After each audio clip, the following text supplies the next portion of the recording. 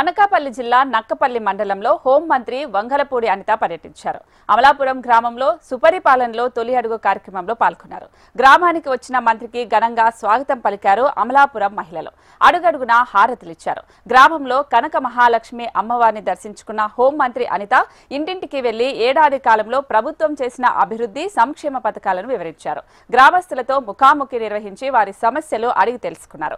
10 లక్షల R&B నిధులతో కల్వర్టర్ పనులకు శంకుస్థాపన చేశారు. గ్రామాన్ని పరిశుభ్రంగా ఉంచుకోవాలని, అభివృద్ధి పనులు చేయడం తమ బాధ్యతని తెలిపారు. రైతులందరికీ కూటమి ప్రభుత్వంలో న్యాయం జరుగుతుందని భరోసా ఇచ్చారు.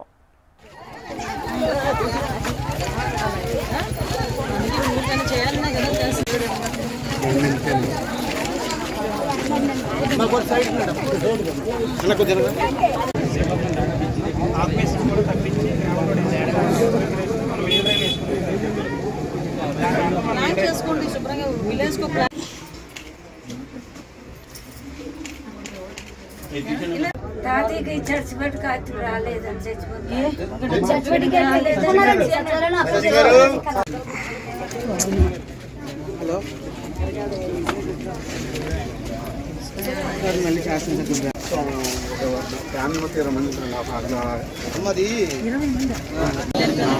మనం వచ్చిన తర్వాత మళ్ళీ చేసుకుంటాం.